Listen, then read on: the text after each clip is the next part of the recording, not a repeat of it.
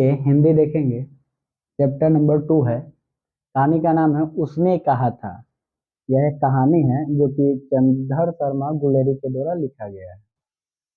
उनका एक अमर कहानी में एक है यह। इस कहानी में सूबेदारनी और लाना सिंह के शुद्ध प्रेम को दिखाया गया है। वास्तविक प्रेम क्या होता है, उसका अर्थ क्या होता है, यह इस कहानी के माध्यम से दिखाने की कोशिश किया गया है और उसके नैसर्गिकता को सिद्ध करने का प्रयास किया गया है। चंद्रधर शर्मा गुलेरी मात्र 3 कहानी लिखे और उस 3 कहानी के दम पर वे हिंदी के प्रखर कहानीकार बन गए। उनके तीनों कहानी एक पर एक हुआ और उसी के बदौलत वे हिंदी के जाने माने कहानीकार में उनकी गिनती होने लगी।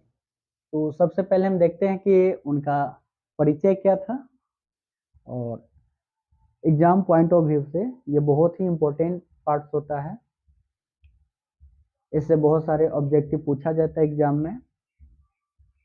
तो कहानी का नाम है उसने कहा था। कहानी का नाम है उसने कहा था। यह एक प्रकार की कहानी है। जैसे बहुत सारे विधा के अलग अलग टाइप्स होते हैं। कुछ नॉवेल्स होते हैं, निबंध होते हैं, कहानी होती है, लघु कथा, इस तरह का कविताएं। तो ये जो उसने कहा था यह एक प्रकार के कहानी है। और कहानी लिखा किसके द्वारा गया है? चंद्रधर शर्मा गुलेरी के द्वारा। लेखक हो गया इनका चंद्रधर शर्मा गुलेरी। तो उनका परिचय जानते हैं। उनका जो जन्म है वो 7 जुलाई 1883 में हुआ था। चंद्रधर शर्मा गुलेरी का जन्म 7 जुलाई 1883 में हुआ था। कहाँ हुआ था? जयपुर राजस्थान में हुआ था। जन्म कहाँ हुआ था? जयपुर राजस्थान। सपोज कीजिए आपसे पूछ ले कि चंद्रधर शर्मा गुलेरी का जन्म कहाँ हुआ था? जयपुर में हुआ था। जयपुर जो कि राजस्थान की राजधानी में है। कब हुआ था? 7 जुलाई 1833 को हुआ था। यह हुआ था मगर इनका निवास स्थान हिमाचल प्रदेश था। हिमाचल प्रदेश जो कि भारत का ही एक राज्य है और राजस्थान भी भारत का ही राज्य है। तो जन्म हुआ था राजस्थान में और इनका निवास स्थान था, मतलब जन्म के बाद ये आ गए हिमाचल प्रदेश। इनका मतलब वहीं रहना सहना हुआ। हिमाचल प्रदेश में एक कांगड़ा जिला है। जिला का नाम है कांगड़ा, याद कर लीजिए। जिला का नाम कांगड़ा है और उसका एक गांव है गुलेर। गांव का नाम है गुलेर। इसीलिए इनके नाम के आगे शायद ये गुलेरी टाइटल रखे हैं। तो इनका जन्म हुआ था 7 जुलाई 1883 में जयपुर राजस्थान में, मगर निवास स्थान इनका था हिमाचल प्रदेश के कांगड़ा जिला। कांगड़ा जिला के गुलेर गांव में इनका निवास स्थान था। इनके पिताजी का नाम पंडित शिवराम था। पिताजी के नाम था इनका पंडित शिवराम। इनका जो शुरुआती शिक्षा था प्रारंभिक, वो संस्कृत में हुआ था। स्टार्टिंग में पढ़ाई लिखाई जब शुरुआत किए तो संस्कृत भाषा में किए। 1899 में इन्होंने मैट्रिक पास किया कलकत्ता विश्वविद्यालय से। 1899 में ये एंट्रेंस भी दिए थे इलाहाबाद विश्वविद्यालय से, बट मैट्रिक जो पास किए ये कलकत्ता विश्वविद्यालय से कर दिए। कब किए थे? 1899 में। अब यहाँ से क्वेश्चन पूछ सकते हैं आपसे कि चंद्रधर शर्मा गुलेरी जी ने मैट्रिक कहाँ से पास किए थे? तो कलकत्ता विश्वविद्यालय से पास किए थे। कब किए थे? 1899 में किए थे। अच्छा, 1901 में इन्होंने इंटरमीडिएट का परीक्षा पास किया। 1901 में इंटरमीडिएट किए, यह भी कलकत्ता विश्वविद्यालय से किए। तो देखिए उनका इंटरमीडिएट भी कलकत्ता विश्वविद्यालय से हुआ और मैट्रिक भी कलकत्ता विश्वविद्यालय से हुआ। 1903 में उन्होंने बीए पास किया विद्यालय से। इलाहाबाद विश्वविद्यालय से बीए किए। कब किए? 1903 में। कहाँ से? इलाहाबाद विश्वविद्यालय से। और क्वेश्चन आपसे पूछ दे कि चंद्रधर शर्मा गुलेरी जी ने बीए पास किया था, इलाहाबाद से, कलकत्ता से। तो देखिए, कलकत्ता से मैट्रिक पास किए थे, इंटर पास किए थे। बीए इलाहाबाद विश्वविद्यालय से किए थे। कब किए थे? 1903 में किए थे। तो ये इनका शिक्षा था। 1916 में इन्हें संस्कृत विभाग के अध्यक्ष बनाया गया था। 1916 में संस्कृत विभाग के अध्यक्ष बनाया गया। यहाँ से आपसे पूछ दे कि संस्कृत विभाग के अध्यक्ष उन्हें कब बनाया गया? तो संस्कृत विभाग के अध्यक्ष कब बनाया गया था?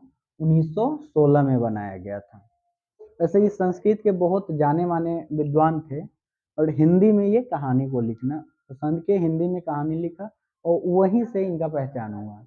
इनका पहचान एक कहानीकार के रूप में है, जो कि हिंदी भाषा के है। वैसे ये विद्वान थे संस्कृत भाषा के। अब ने कुछ पत्रिका के संपादन किए थे। पत्रिका का नाम था समालोचन। कौन सा पत्रिका था? समालोचन। समालोचन। और दूसरा पत्रिका था काशी नागरी प्रचारिणी। काशी नागरी प्रचारिणी। तो दो पत्रिका का संपादन इन्होंने किया। पहला समालोचन और दूसरा काशी नागरी प्रचारिणी। किसका संपादन किया था? दो पत्रिका। पत्रिका का नाम क्या था? समालोचन, दूसरा काशी नागरी प्रचारिणी। तो दो पत्रिका का संपादन इन्होंने किया। इनके मुख्य, जैसा कि हम शुरू में बता दिए, कि इन्होंने मात्र 3 कहानी लिखा, और 3 कहानी के दम पर ये अपना पहचान बनाए, और पहचान भी बहुत बड़े कद बनाए, बहुत ऊंचे लेवल का। तो पहला जो कहानी था इनका, सुखमय जीवन था। पहला कहानी सुखमय जीवन, जो कि 1911 में प्रकाशित किया गया था। सुखमय जीवन पहला कहानी था। सुखमय जीवन प्रकाशित किया गया था 1911 में। इनका दूसरा कहानी था बुद्धू का कांटा। दूसरा कहानी था बुद्धू का कांटा, जो कि 1911 में ही प्रकाशित किया गया था।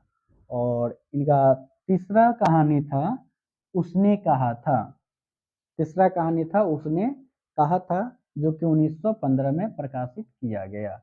तो यहाँ से भी आपको अगर पूछ ले कि उसने कहा था कहानी कब प्रकाशित किया गया, तो आपको आंसर देना है 1915 में। कहानी टोटल कितने लिखे थे इन्होंने? 3 ही लिखे। ऐसा नहीं कि ये मात्र 3 कहानी लिख के छोड़ दिए, लिखने का काम नहीं किए।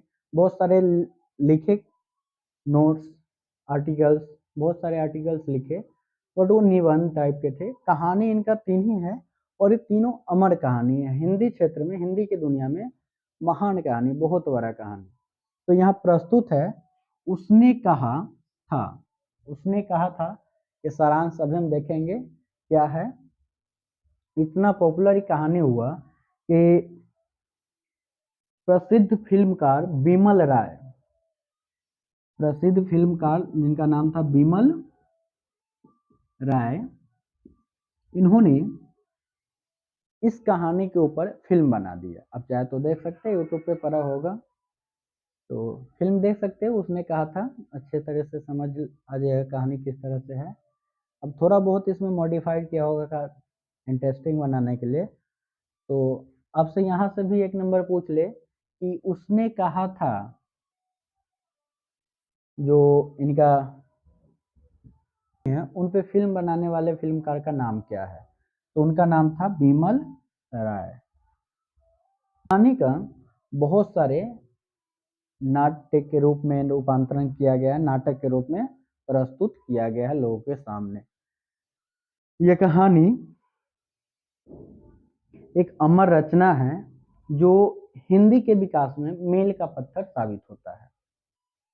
अमर रचना किनका है? उसने कहा था चंद्रधर शर्मा गुलेरी का, जो हिंदी के विकास में मील का पत्थर साबित होता है। तो कहानी ये कुछ इस तरह से, इस कहानी में, ये कहानी जो है, ये एक प्रेम कहानी है, जो कि लहना सिंह और एक लड़की का है, जिनका नाम तो दिया नहीं गया है। ऐसे इस बुक में उसका नाम सूबेदारनी के नाम से इंट्रोडक्शन कराया गया है इसमें। इन दोनों का प्रेम कहानी है, जो कि लड़कों की तरफ से होता है। शायद लड़की कभी एक्सेप्ट नहीं की हो, या वो कभी मतलब इसको बताने की कोशिश नहीं किया गया है।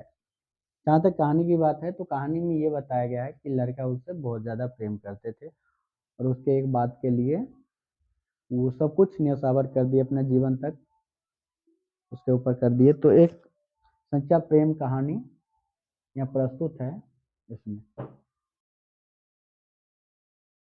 उसने कहा था कहानी अमृतसर के एक भीड़ भरे बाजार से शुरू होती है। तो कहाँ से शुरू होती है? अमृतसर के भीड़ भरे, अमृतसर जो कि पंजाब में है, एक बहुत बड़ा शहर है, तो वहीं से शुरू होती है। यहाँ पर एक लड़का जो कि 12 साल के रहता है और एक लड़की जो कि 8 साल के रहती है, दोनों आते हैं। देखिए दोनों अपने अपने नानी के गांव गए हुए हैं, नाना के घर गए हुए हैं। लड़का जो रहता है वो मामा के लिए दही लाने जाता है, उसका बाल वगैरह रंगना होता है।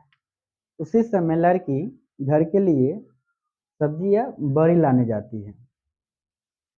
होता यह है कि जब लड़की वहां जाती है, शहर बहुत भीड़ भाड़ वाला है, तो दुकान के नीचे इक्का गाड़ी चलता रहता है। लड़की अचानक उस गाड़ी के नीचे आने वाली होती है, इतना ही में वो लड़का का एंट्री होता है और उसको पकड़ के खींच लेता है। इससे मतलब कि वो बच जाती है लड़की, पैर पे गाड़ी उसके नहीं चलती है। बचाने के बाद होता है कि इंट्रोडक्शन होता है दोनों का।